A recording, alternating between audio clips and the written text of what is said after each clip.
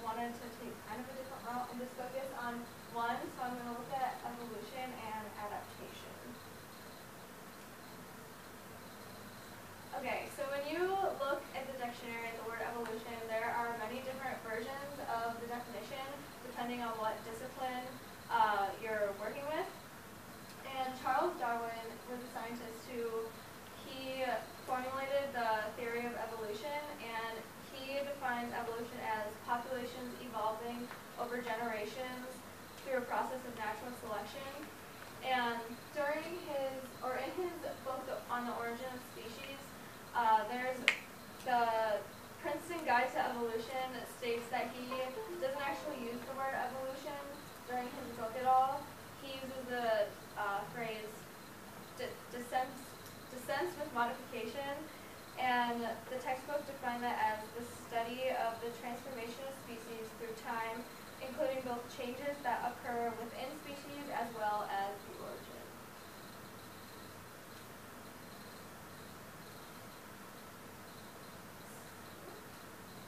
Okay, so I'm going to continue with the theme of our STRAM beast. And so an interview with Theo Jansen, he talked about why he thinks that the STRAM beasts are evolving, which we kind of touched on in class, but he said that he thinks that they're evolving because people are doing more than just copying them. They're also coming up with their own versions and coming up with different purposes for them.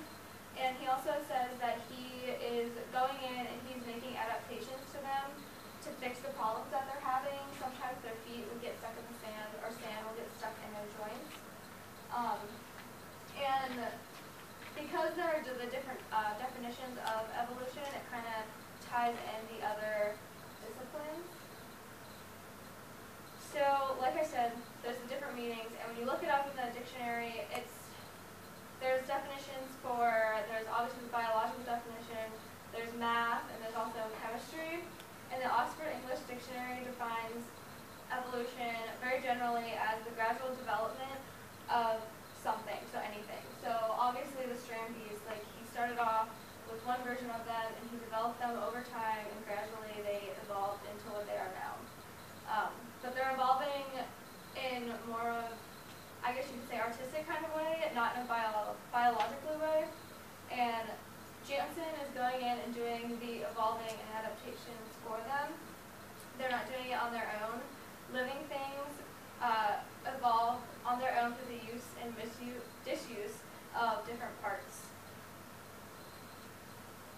An example that I have of the proof of the misuse and disuse of the different parts is, you might have seen this on social media, I've seen it on Facebook before, but there's a tendon in our wrist that is proof of evolution. Before it was used for when we used to walk around on all fours, and when we didn't use our fine motor skills as much. So Nicole Capturess says that our forearm is actually still in the process of evolving.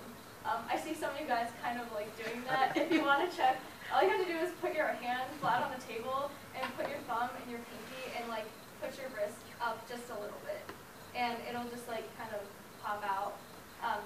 Obviously some people have it, some don't. So I have it if you're curious. Okay, so when you're looking at evolution from the biological standpoint, the ultimate goal is that we want to survive, reproduce, and pass on our genes to future generations. So evolution can help explain why we do different behaviors that we kind of see as pointless if we're thinking of our goals to reproduce. So, for example, why are humans violent? Some people might think, why would being violent help us in the long run? But Aaron Goetz actually talked about how we are violent sometimes towards others because it's our way of trying to eliminate our competition, so we have a greater chance of passing on our genes to future generations. And there's a very nature versus nurture side of this, which ties in the social sciences to the natural sciences. It just depends on how you're looking at it and what you're specifically studying.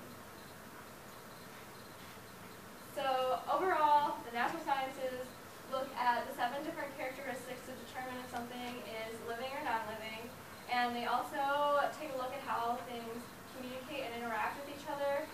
And lastly, it's important to pay attention to how things are evolving, because something could be lifelike, but it's not